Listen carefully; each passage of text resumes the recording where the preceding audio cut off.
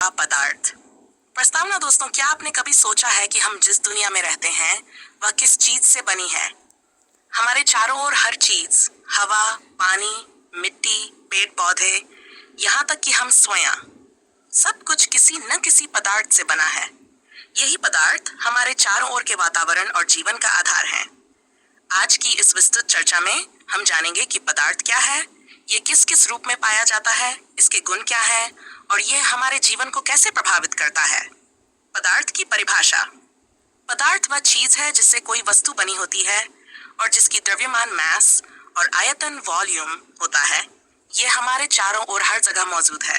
पदार्थ को हम अपनी इंद्रियों के माध्यम से देख सकते हैं, महसूस कर सकते हैं, सूंघ सकते हैं, चख सकते हैं। उदाहरण के लिए हवा जिसे हम महसूस कर सकते हैं, पानी जिसे हम देख और छू सकते हैं, ये सभी पदार्थ हैं। पदार्थ की अवस्थाएं। पदार्थ मुख्य रूप से 3 अवस्थाओं में पाया जाता है। 1 ठोस, सॉलिड, द्रव, लिक्विड, गैस।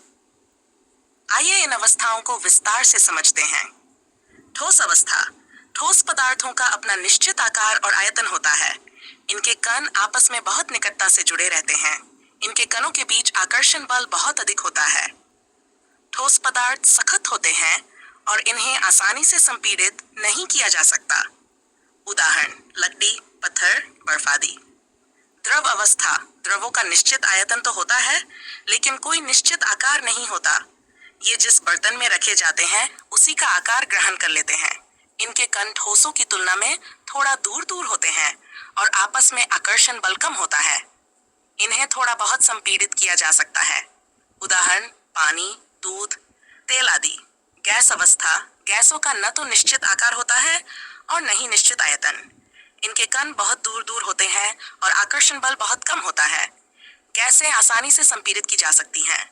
उदाहरण हवा, ऑक्सीजन, हाइड्रोजन आदि।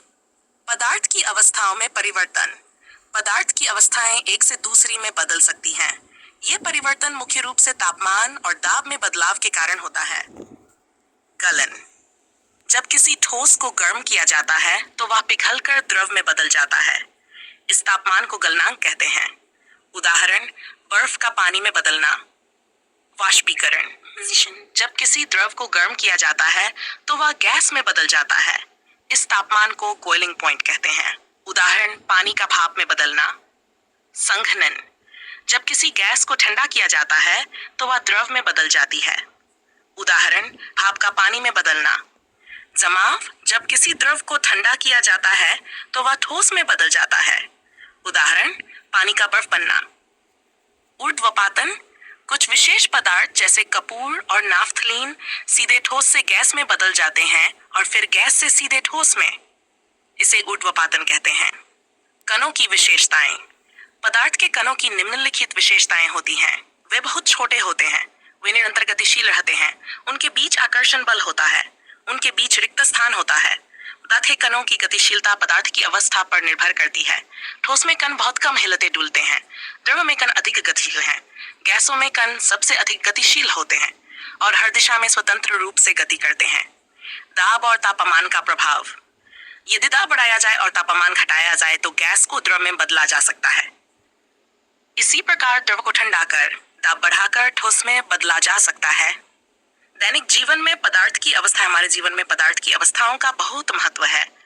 उदाहरण रेफ्रिजरेटर में पानी को बर्फ में बदलना। गैस सिलेंडर में द्रवित पेट्रोलियम गैस एलपीजी का उपयोग। पानी का उबालकर भाप बनना। विस्तार। प्लाज्मा और बोस-आइंस्टीन संधि पदार्थ की 3 अवस्थाओं के अतिरिक्त 2 और अवस्थाएं होती हैं। प्लाज्मा। ये गर्म आयनित गैस होती है जो तारों और सूरज जैसी वस्तुओं में पाई जाती है।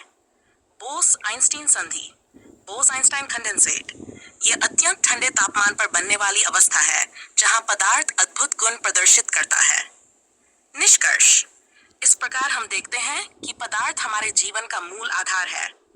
पदार्थ की अवस्थाओं, उनके गुणों और परिवर्तनों को जानकर हम न केवल विज्ञान को बेहतर समझ सकते हैं, बल्कि अपने जीवन को भी अधिक सुविधाजनक बना सकते हैं।